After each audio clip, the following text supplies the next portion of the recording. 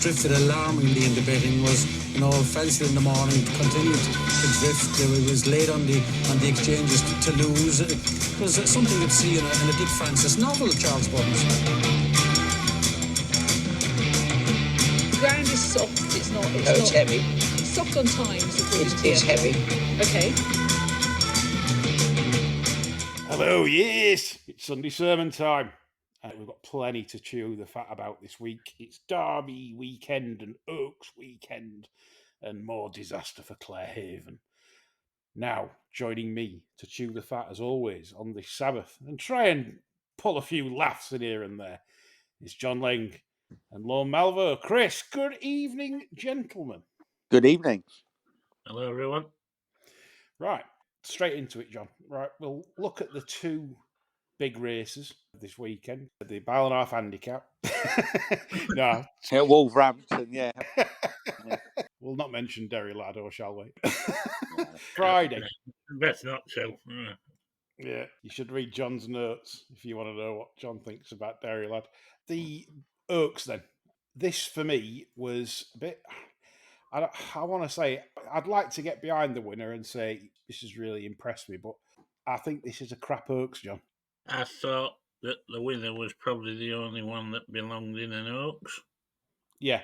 What did you make of Ylang? I don't think she handled the track terribly well. She didn't move in any fluency down. You see, what a lot of people forget, when there's that running rail out, like the first day, the camber's at its absolute worst. Mm.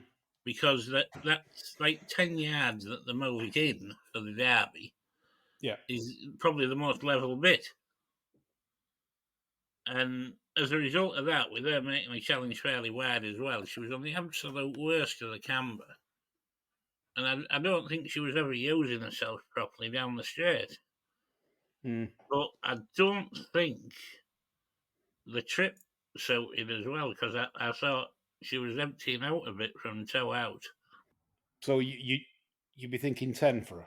To be honest with you, I'd be thinking, what the fuck do you do with her next, really? Because I can't think of anywhere you'd take her that I'd want to bet her, really. No, she looks short of being Group 1. They'd just have to try and find a small race next, you'd think. But they don't think like that, though, do they? Because they'll probably think Irish Oaks, won't they? Probably natural progression. And if Ryan's come in and said she didn't handle the track, there'd be 99% certain they go Irish Oaks, I would have thought. I mean, I've got her running miles below rating. I think she was about a stone shy of her 112 there. Yeah. You're struggling with winner to give her more than about 113-ish, something like that. I'd give her 112 plus, funnily enough. Yeah, so we're nearly on the same page. Just one thing, I'm putting an horse to follow here in the race to listeners. I couldn't believe what I actually saw. It caught you looking... Yeah, by... mid-race, well, not mid-race mode, but turning in, yeah? I know this is weird, right? But I don't think that was the target. Because watch Colin Keane, and I'm not saying you need to beat horses up or anything like that, but she only got one smack half a furlong out. He accepted it very quick when they couldn't win, didn't he? Yeah, as if to say, well, I'm not winning, so I'm not going to beat her. Maybe all along they had a different target, perhaps. They maybe had it in the mind, she might not get home, and if he felt her empty out under him, he thought, fuck this. Mm. I think I thought she showed some ability there. Yeah. I mean, I'm not talking Group 1 class or anything. No. You'd be really interested in her in a listed Group 3 race, because the way he's looked after her there, she's going to step forward from that. There's no chance that she'll regress from it. And No. I think I'd want her at 10. Yeah, I think probably 12 does sort of stretch her a little bit. Yeah, I'll agree with that. When you consider that she ran behind the winner, she only beat a couple of lengths at Navan, and I thought she was ridden a bit wrong there because she broke well and she's sort of like too handy for me. I think she wants that sort of ride, like dropping in. Yeah. As I say, I think the bright speed she showed, like turning in and the first furlong in the straight, that's what sways me towards the 10. Yeah.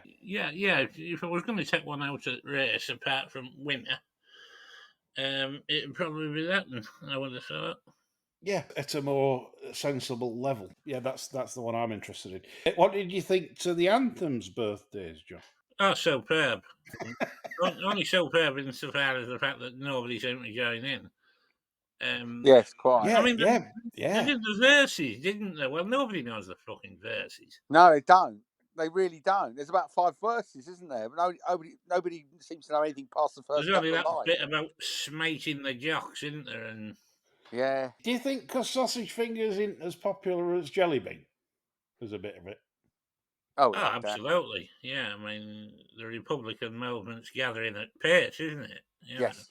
Yeah. Where's Kate and all that? She's Dead. disappeared. Fucking dead, isn't she? It's all AI, according to the internet. Yeah. Well, that goes. Do you know what? Given the topsy-turvy, backwards world we live in, it wouldn't surprise me. Now, obviously, logically, you think, well, obviously, her medical condition is more serious and perhaps have let on, but it's very odd, isn't it? I know, like, when obviously cancer's a terrible illness, Yes. but Gosh, yes. Amen to that. the thing is, though, it doesn't stop folk from communicating. No. Unless you've No. lost your brain, you're able to make contact. I think Yeah. that the problem with this particular situation, though, and I mean, as you'll know, I'm no massive defender of the royal No. family. In her position, if she doesn't look well, she's going to get absolutely ragged, isn't she, all over the paper? Yeah. That is true. Yeah. Because obviously she's a good-looking woman, and like you say, yeah. Even with the ravages of a cancer battle, there'll be somebody poking a fucking hole in her.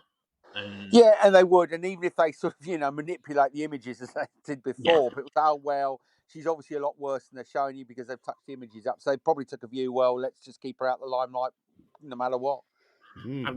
in a similar situation, well, not even in a similar situation, I know if I was battling something like that, I'd probably just want to sit in the dark room with my head in my fucking hands, to be honest. So, yeah, precisely. Kudos to anybody that can fess up. Really. Yeah. No. Going on to Coronation Cup, John, and obviously we've had a few questions on this because we raised the topic about horses running below form, particularly in group races that seem to be have very, very good chances. Gosden came out after the race and said, "I told you all that she'd need it." This, that, No, he didn't. He really didn't. That's what he said in the Racing Post. Yeah, I'm sorry, that's what he said, John. She got beat 10.5 by a horse that she was just in behind, Luxembourg, and if that's needing a run, you don't get beat over 10 lengths, do you? No. If you examine the Gosden record of interviews pre-race over the years, you will notice he has a right little knack of getting his excuse in before the race. He very, very rarely says we're coming here spot on and we're expecting to win. But there's usually some sort of rider is showed, we think this will bring her on, she's not being, the ground's maybe not as we want, whatever, he always seems to chuck one in. We'll hope she runs a nice race, whatever that means. There's always a but, I find, with Gosden. And, to me, I don't think this really been the same since the eclipse last year. To be brutally honest, I think she's been on the wane since then. And at the end of the day, she's a 5-year-old mare, that can go off the sizzle dead easy. Yeah, she'll want some cock, won't she, by now? So, I don't think he's training him anymore. I really don't. I think he's not playing a day-to-day role, and I think he's not the trainer anymore. Because I can't believe they've fallen off a cliff to the extent they have. I think your man Slim's doing them day to day, and I think he's clueless. And I think that you're seeing it in results.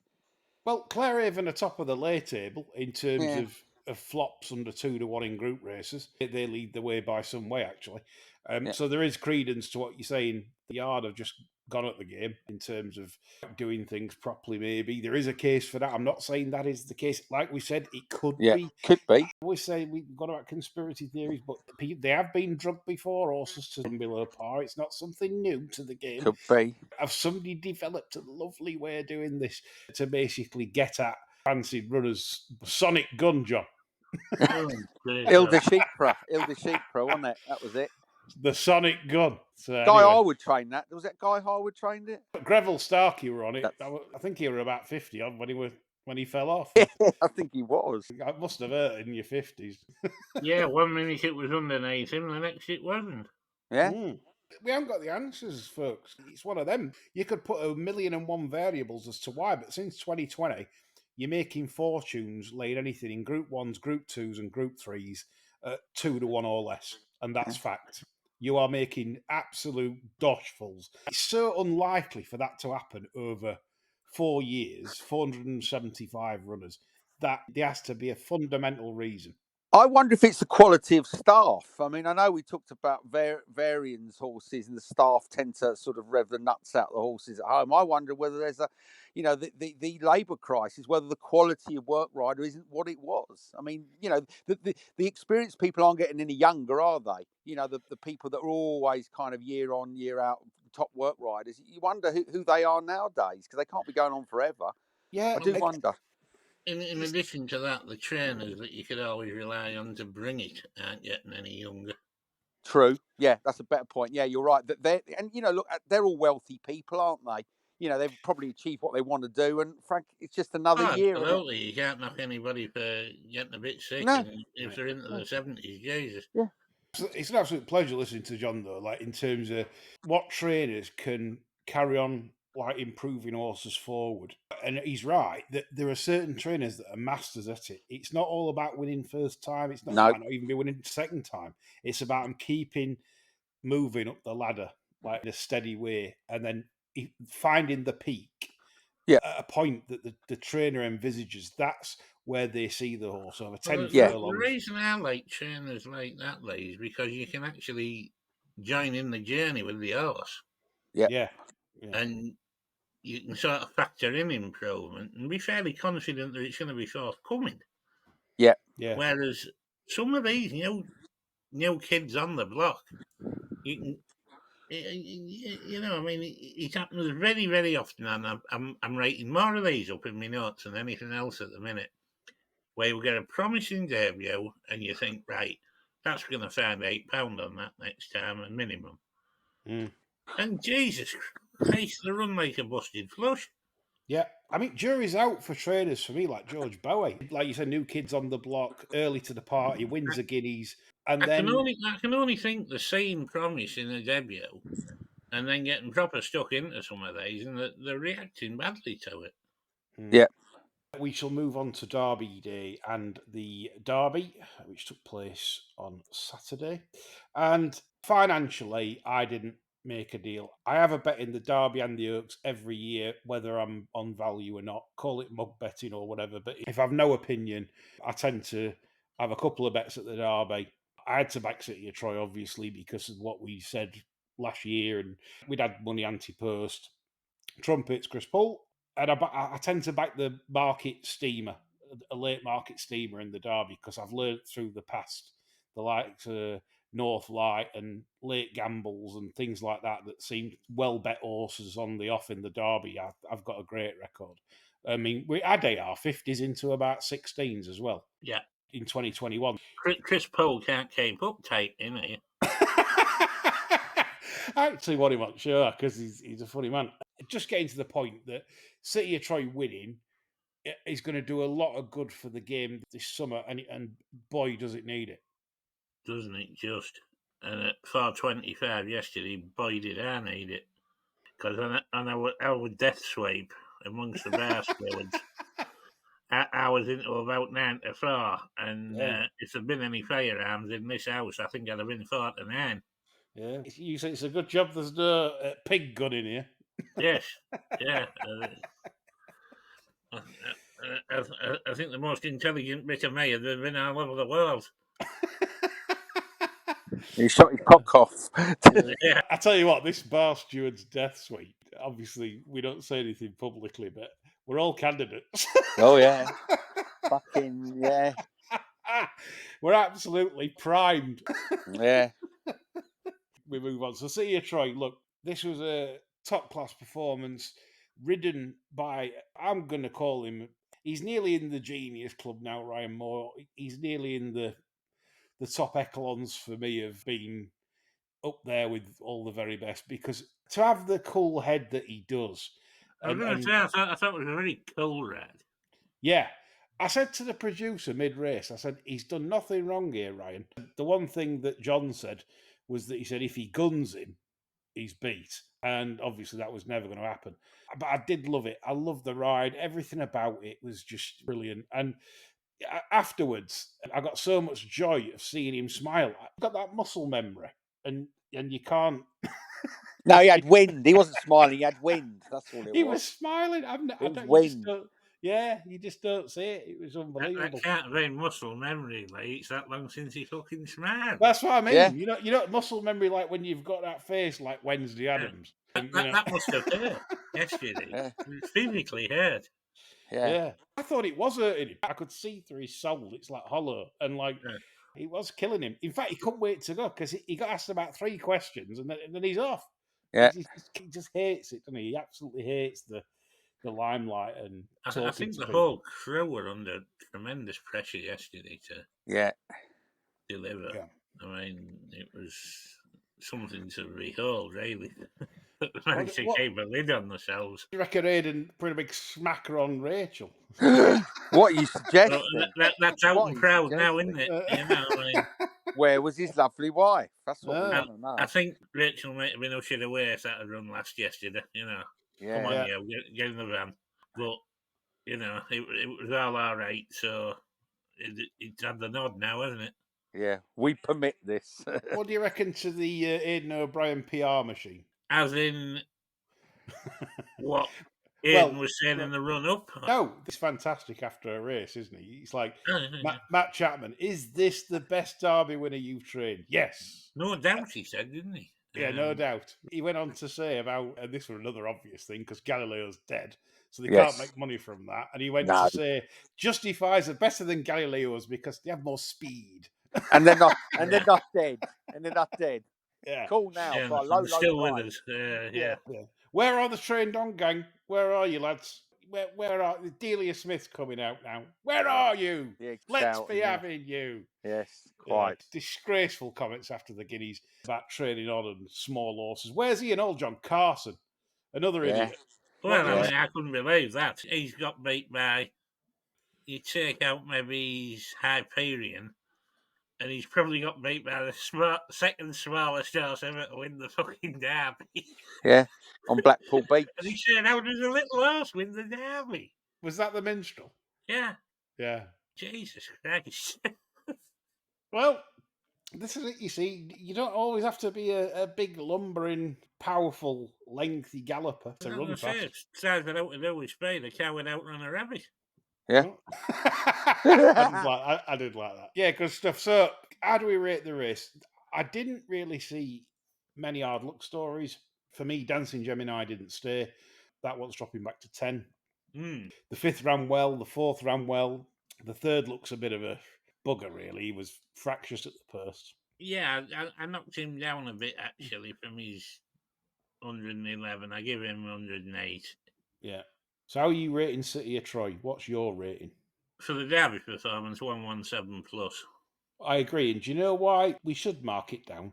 Because the second was very keen for a lot. The second was doing plenty in Rab's hands. I mean, you could drop him back to 10. Easy Eclipse ready. I don't know if that has he entered. He's quick, isn't he? He's cruising speeds there. They're idiots. The ain't got him entered in Eclipse. Absolute morons. Wow. Complete morons. The Gredleys. They've took Shepherd off for an idiot, and they're idiots because they aren't put in Eclipse. Amazing. Good God. That's King Ted, which he probably won't run there in 19 days. No. And then all his entries are the Irish champion on 14 September. So they are thinking about 10. So if they were thinking about 10, why the hell aren't they putting him in Eclipse? That's bonkers. Yeah. Madness from the Gredleys. Madness. It was a successful day tipping for our Friday show, which went out with a bang. Obviously, that was the last show we did on Friday. And that, obviously, if you've not listened to Friday, the reason being, it's just work-life balance for us all so we can do more money in betting instead of recording. we want the odd Friday night where we can go out and get really fucked up, don't we? Yeah, for that reason. And 3.5 years we've done it. And there's that many tips to preview shows now on podcasts and everything else that there's lots doing it and lots have got good opinions and you can listen all you want to other idiots that fancy something and you'll still get our funnies on a Sunday. And of course, if you join Patreon, you will get the full works, more bulletins, You'll get Midweek Madnesses, which feature me and John and whoever else we stick on, Chris, Andy, whoever else, Nick Davis. And you also get festival previews the night before. We will still be giving our festival previews out free the morning after. So at least if you don't want to pay, you'll be able to listen to the big Ascot will festival. be getting the full works, won't it? Ascot will get the full works. I'm hoping, I'll see if it's possible, but I'm hoping to do maybe some like after show on certain days at Ascot. Probably me and John just lining up and doing a ditty after racing, things like that. So make sure you join because it's well worth it. Lots of content on there, and it keeps me in gin.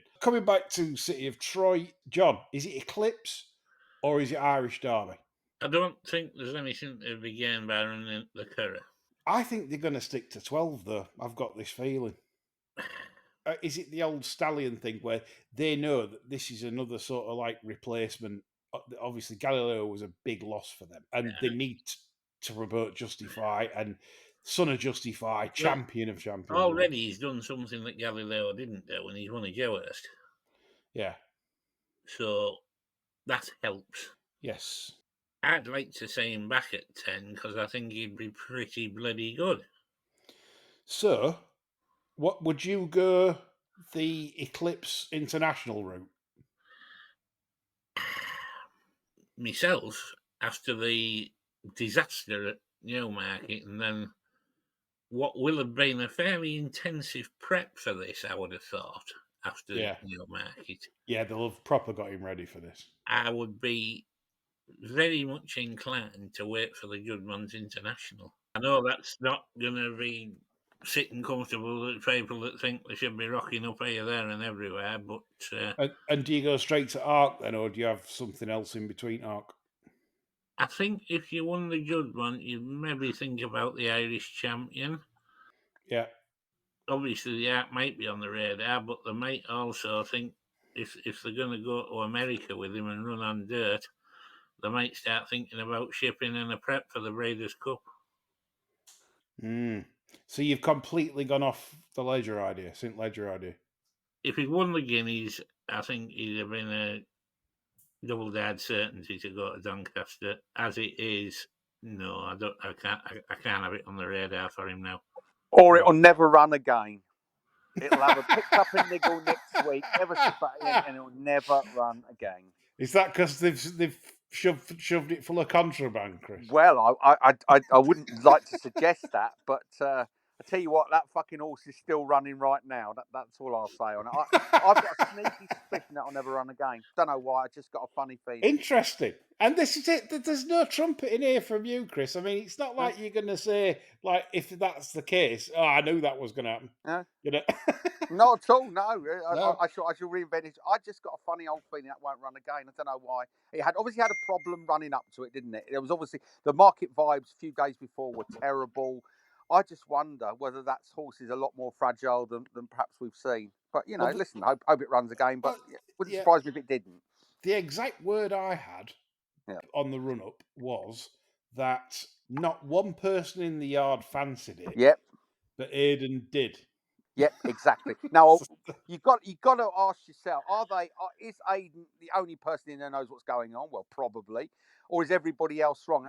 And you know why I think that might not be. Maybe they were all in bed when Aidan pumped the juice in. I wonder. I just wonder. It's one of listen. It's one the premier turf middle distance race in the world, isn't it? It wouldn't be the biggest surprise. Comes, it's picked up a knock, really bad. We're gonna, put him out to stuff now. Whatever. We need some more audio ditties because when you said I begin to wonder, it's like that's Danny Minogue, John, isn't it? I begin to wonder. Definitely, yeah. Listen, you heard it here first. She doesn't sing it like Jim Reeves. Right near the mic. Yeah, that won't fucking run again. I'm telling you, that will not fucking step foot on a race course. Mark it down. I'll be right. I promise you. Okay, fair enough. That's what we love on this show. Ill-informed opinion. No splinters in your arsehole. No. We've had some tremendous questions from you lot this week, and we've got racing questions to get through first, and then we go to the funnies, and they're all good. Honestly, you lot, you make this show as well. It's what it all is.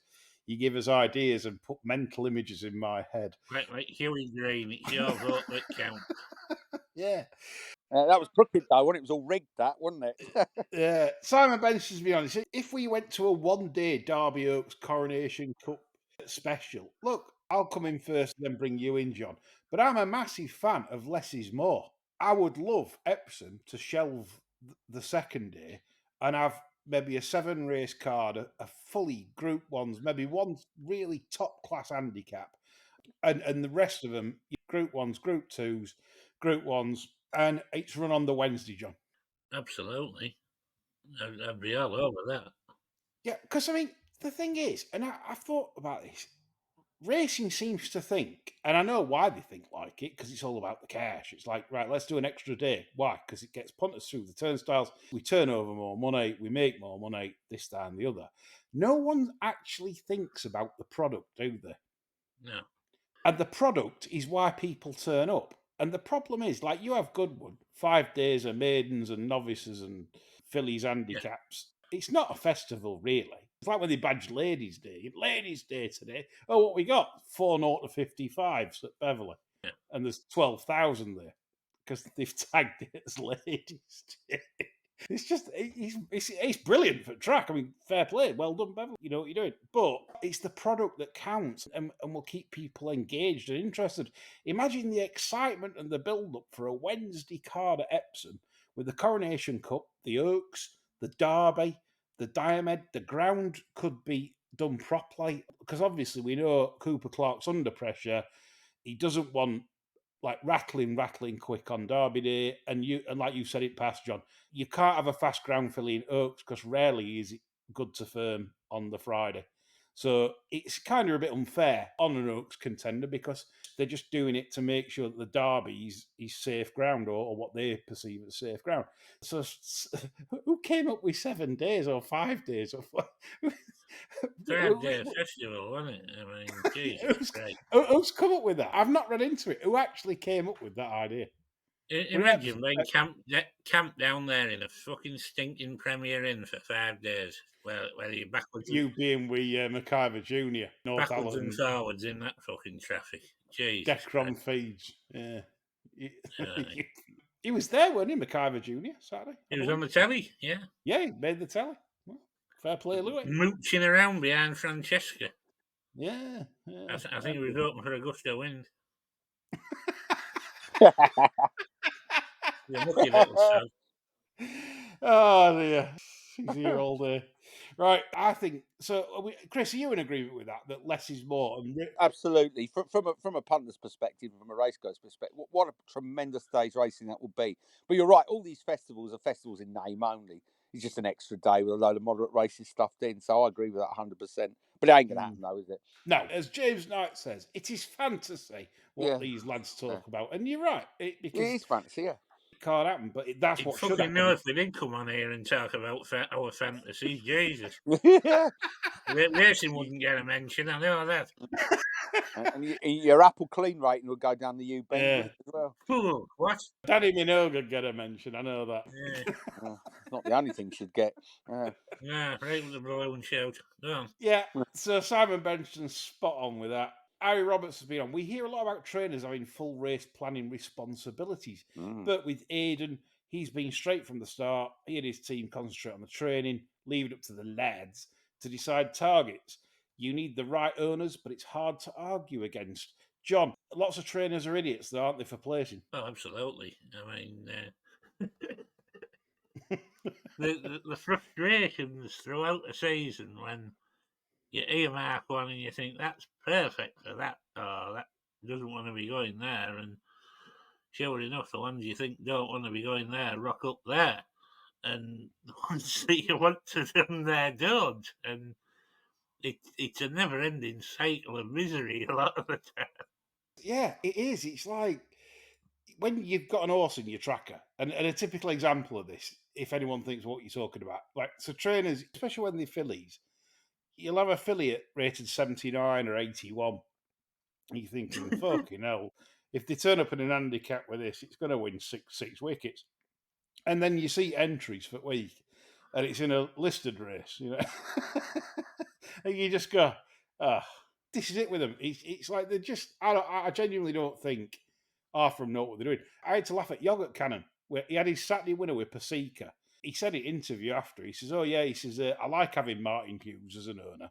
I think Lydia said, "Oh, why is that?" And well, he doesn't let me have my own way where to run them, and he sort of tells me where he wants to run, and that's where we should be running. So I don't get my own way with him. And I thought, that's why he's only you've got that keeps fucking having winners.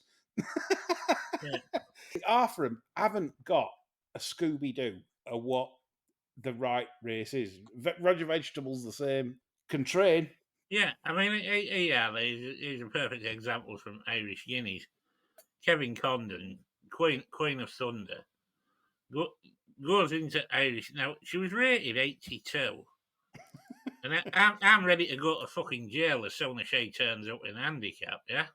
Yeah. She goes into the Irish Guineas rated 82. The poor little bugger, she comes out the Irish Guineas rated a fucking 102. Yeah, well, if she's 102, I'll show my ass in Harrods window. Yeah. What trainer came out on TV once? I can't remember it. It might have been Kilt, actually. It was somebody that said, this sport is not run for punters.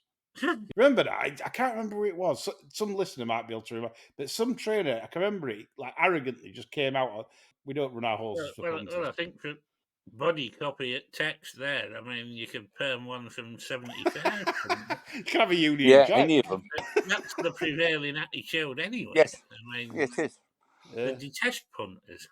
Yeah. Ellen Sheridan's been on and said it, and I didn't listen to the Holt commentary. I listened to the Hoyles commentary.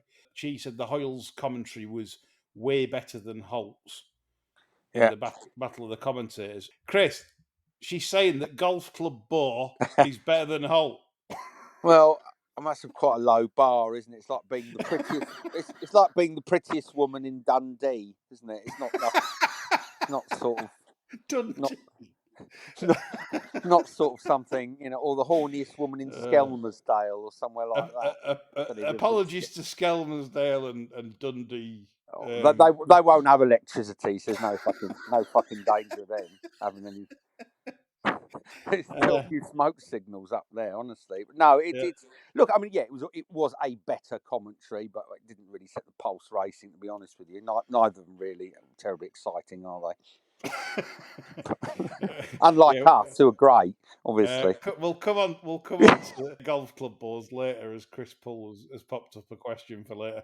Before we close the Derby stuff, Luke's been on and said, John, who would you say your top 5 Derby winners from memory? He said 10 or 20, but I thought, fucking hell, it's an hour show, mate. Fucking hell.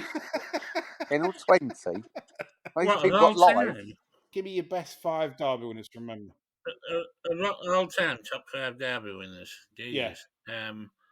Well, probably Seabird, Nijinsky, Golden Fleece, of course. Millrafe. Yeah. Gossiping. Possibly, yeah. Maybe Sir Ivor. Interesting. I would say my best 5, and I'm putting Troy in it because I just want him to excel. All he did was stay, according to the little fella. Yeah.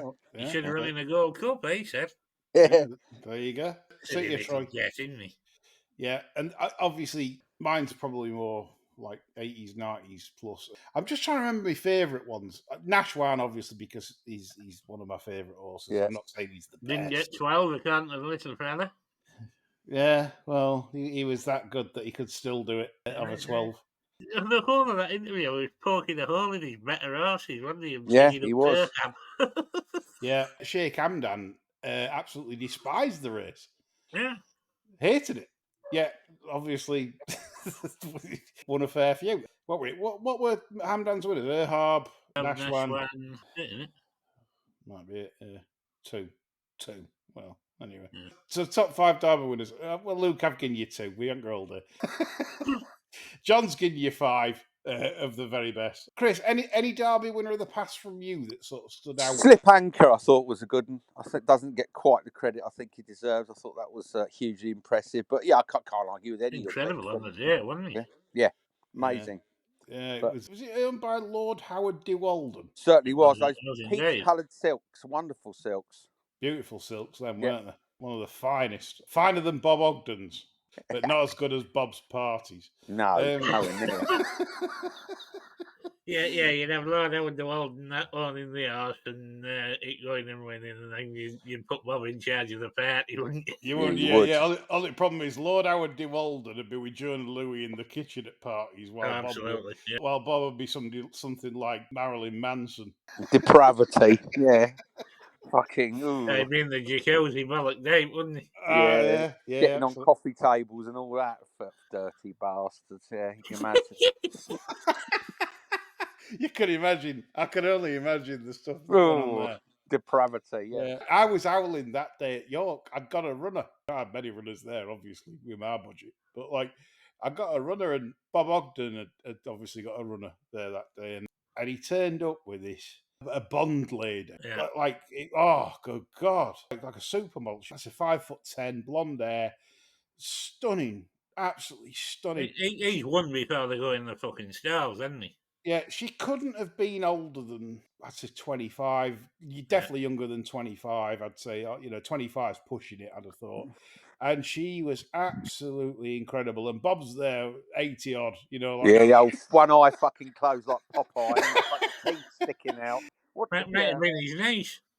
I was in shock. I was like, geez. Love is blind, you see. You can find love in the most extraordinary. It's like the fella that won that lottery, wasn't he? It's like sort of, the fella that won, I think it was the Florida State Lottery, who'd been looking for love for years and years and years. He's a funny little fella. Won, I don't know, $100 million, and within a week, he's beating them off with a stick. And without any sense of irony, he said, look, it's extraordinary. So I've waited all this time, he said, and all of a sudden, all these girls come on board just after I've won the lottery. He said, what a coincidence. And it's right, if you've got all that dough. Oh, there we go. Formula One starting grid in 1980. All the ring car girls at the boxing and all that. Yeah. Before we go on to funnies, a bit of a distressing one here from Stephen Thomas. I didn't know about this, so this is news to me, mate. So thanks for bringing it up for the Barsters to report. Worrying developments in Germany. The government has banned the breaking in or training of animals under the age of 30 months. Racing has a 3-year exemption subject to a study. Is this the beginning of the end for 2-year-old racing in Europe? The antis have it firmly in their sights. That's bad, isn't it, John? Well, it depends on the outcome of the study, I would say. If it's only one of them stat studies that they've already decided the outcome, yeah. But if they're going to study it properly and take into account the fact that there's centuries of breeding gone into having these horses mature enough to be ridden and trained at 2, well, there's only one outcome, isn't there? But it depends whether we're dealing with a Mark Deck.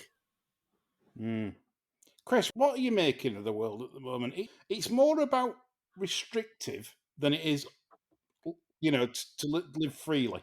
Yeah, no, it is. But I think you can sort of smell the sort of scent of sedition in the air, can't you? I think, people are starting to wake up and to notice that our political betters are imposing things on us, and sort of telling us how they want us to live. So I'm not optimistic that they're always going to get their own way. I think there will be some pushback in the next sort of few years. I'm really convinced of that. Now, what form that will take, whether it be civil unrest or people opting out of the democratic process by not voting. I'd be fascinated to know what the turnout is at the forthcoming election. I'd be amazed if we're not getting record loads of turnout, because I think most people are thoroughly disengaged. Now, when people are disengaged, they either sort of shrug their shoulders and carry about their business, or they rise up. And I'm getting a sense that people are getting pissed off with it all. So I think we're going to live in interesting times in the next few years. I think the biggest thing for me is the cash thing, the race courses and everything else. And now we've gone to this smartphone way to pay and it's card only. I think that in itself, it has flaws in its own right, in that basically when the systems are down, no one can buy anything. And secondly, purchases are easily tracked by whoever's looking into what you're buying. And like you say, if you can't use cash freely, and then I'm afraid we are heading towards some kind of a strict society, shall we say? Well, it's the sorry. Just before you come in, John, I think you probably agree with this. Look at the contempt with which the media portrays working class people. Now, I'm no fan of his, but look at that March yesterday with Tommy Robinson. Now, straight away, the Daily Mail says, football thugs, animals, etc. The reality is that there were very few arrests, certainly very few for violence, more for sort of mild public disorder.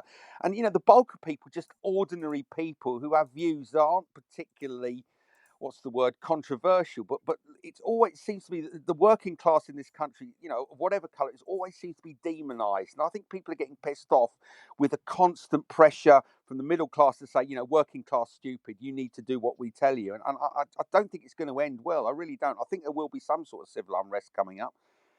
John?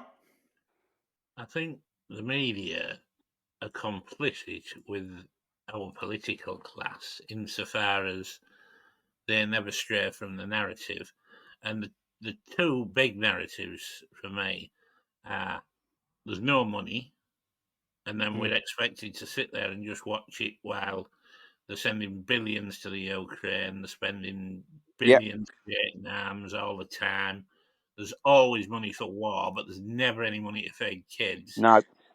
And the other thing as well, that nobody in the political class has the will to actually stop illegal immigration. No. It could be stopped at a pen stroke if they had the desire to do it. And again, it's just riding roughshod over what I would assume is the majority of the people's wishes. It is.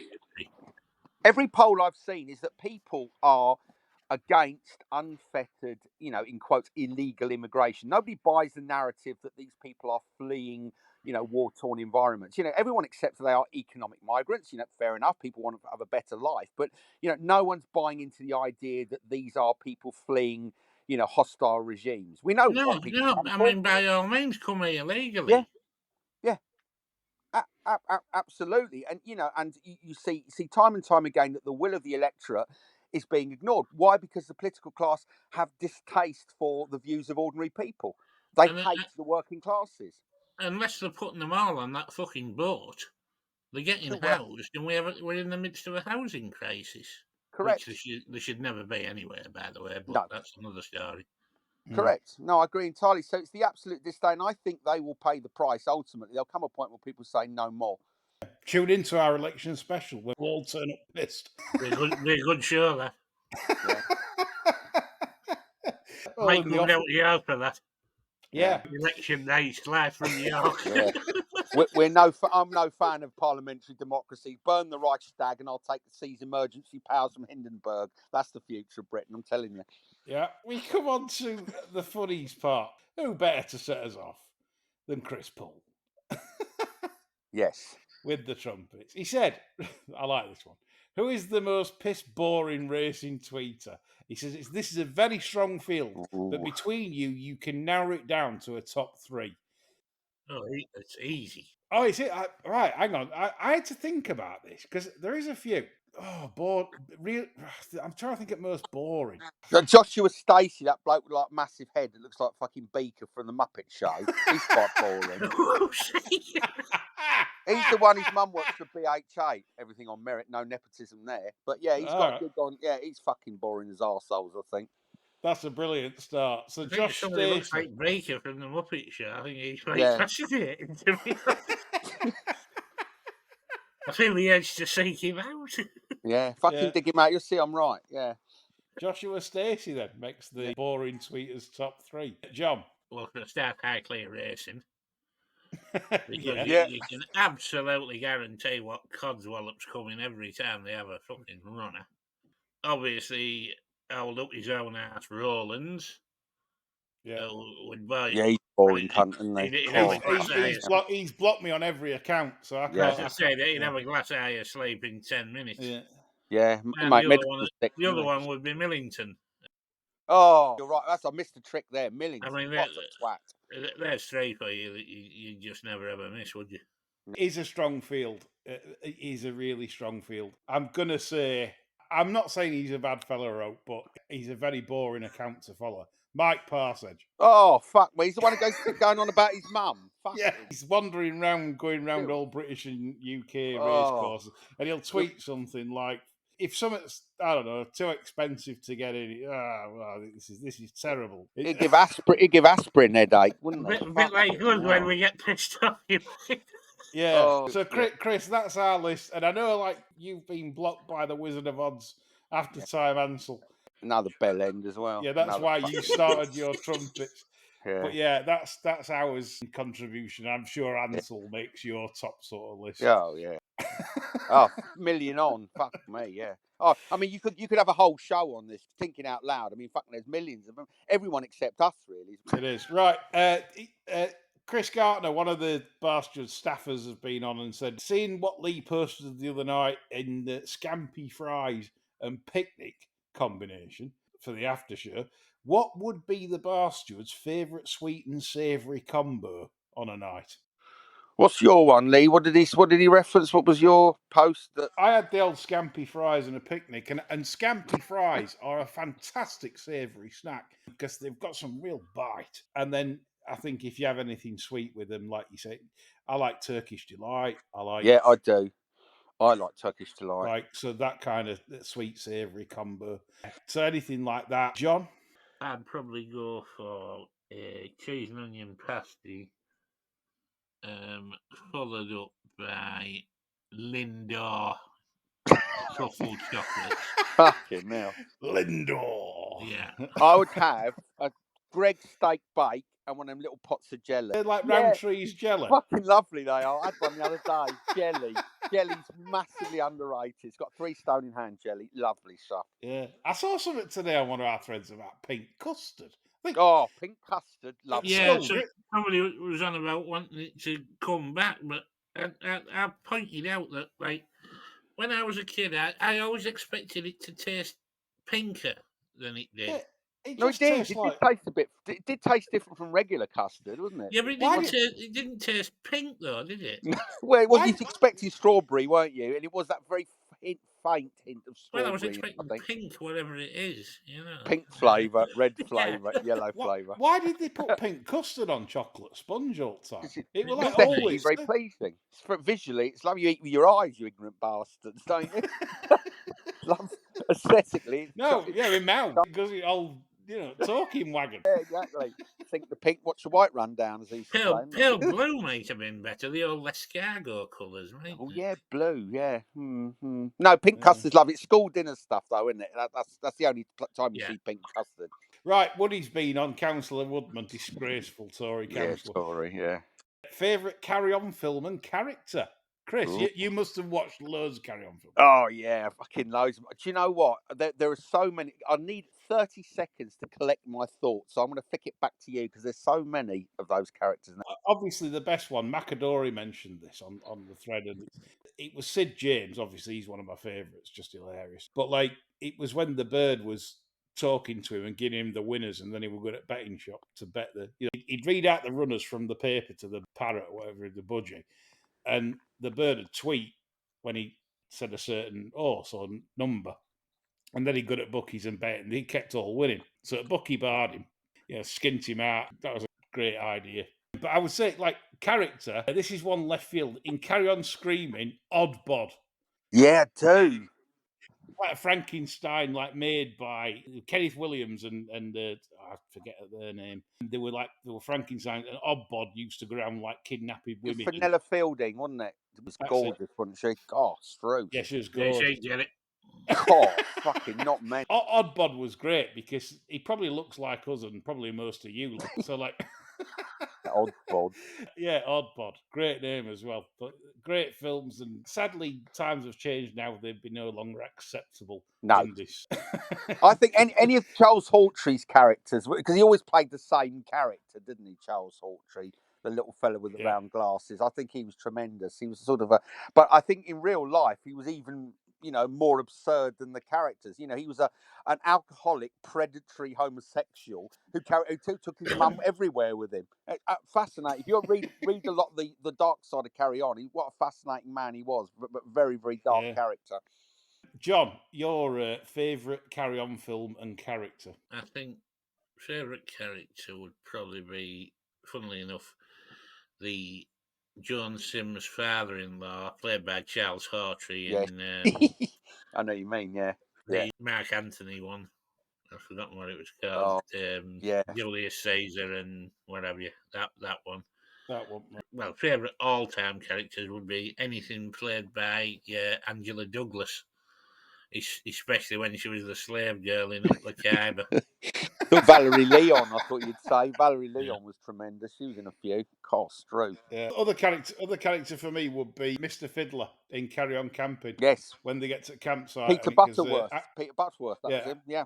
How much at the camp here? £1. Yeah. And he goes, and then he sees there's 4 in car each. Yeah. he was a genuine Colditz hero, Peter Butterworth, and I'm sure people can correct me on it, but he went up for the audition for the film Escape from Colditz and didn't get it. And he said, "Well, I was in fucking Colditz." And they said, "Well, you don't look heroic enough, so we're not going to cast you in Escape from Colditz." He was the only. He was apparently one of the head of one of the various escape committees there, and he couldn't get in the film because he didn't look brave enough. That's incredible. I never knew that. That's incredible. Yeah, didn't look that brave goes enough. back to Liam Neeson, doesn't it? When he got the Schindler's List role because he's always making lists. Yeah. Yeah. Chris? Yeah. What would you... Well, Charles Hawtrey, I think any character, because Charles Hawtrey always played the same character, didn't he? No matter what the film was, it was the same thing. I thought he was fascinating, and he's the sort of character now that, at the risk of sounding old and grey, you couldn't get away with now. He was just awful, wasn't he? But very funny. And I watched a couple the other day, and they are still, even though they're of their time, they're still funny. John, would you have done Hattie Jakes? No. Very, very beautiful face, Hattie Jakes, if you have a look. Well, I'm pretty sure she'd have done me. Right, fair play. We move on to the final question of the show, and it's been a fun one to do. So thank you for all your questions, because I've said you do make it. And of course, we've got Samuel the cat back for a very, very interesting question. This star question: Racing Hierarchy has asked you lot. You know, Nestle calls us you lot, you know, right, to host a VIP race day to a group of USA billionaires so they invest in horse racing. What track would you take them to? What would you teach them? And what evening food joint, then entertainment, would you take them to get the deal done? Track first of all, then, chaps. Let's think about this logically, right? So these are US billionaires. They're going to shove absolute quinton fortunes into racing. I've got this, lads. Right? Go on. Now, preparation for this is everything. Right? Of course. So, I'd take an A4 sheet of paper and fold it up into 4 quarters, put it in my inside pocket. More to be revealed later. Then I'd take them to Doncaster, where we would partake on the afternoon's racing. We'd enjoy some of the lukewarm salad that's on the counter all day in the owners and trainers. Yum, yum. After racing, we'd go to the Purple Door. We'd get the Charlie going. We'd get the hookers involved from Latvia. You're right, love. Yeah. And then, that's the one. You've been there, Chris. Yeah, love. You're right. Yeah, you're right, love. Yeah. And then towards the end of the evening, I'd take the piece of paper out and I'd tell these lads that they were all featured on Epstein's list, and unless they're back racing to the hills of billions, it was going public. Fantastic. That's the way to do it. Yeah. Get them captured. You're right, love. You're right, love. Yeah. Never mind buttering them up. Fucking come on to the bastards. And then bribe them. You're right, love. Only extras. Yeah. You're right. Yeah, love. you want output. Yeah. I haven't got change, love. You know. You want me to get my teeth out? Don't carry change, love. Yeah. Hold me tips. Yeah. This is it. This is what happens. We've gone on too long. Yes. That was a super question, Samuel the cat. Yes, as ever. So yes, as bar stewards, we would be corrupt. Julie Harrington would be taking them around the best London restaurants, doing this, that, and the other. Yeah. They'd all think, what a set of bores, and just leave. We'd certainly get the deal done. We'd do the deal for 137 quid tops. Yeah. over the line. It's been fun to do. That's all from me, John and Chris, this week. We shall be back at the same time next week on Sunday with another sermon. Bye for now.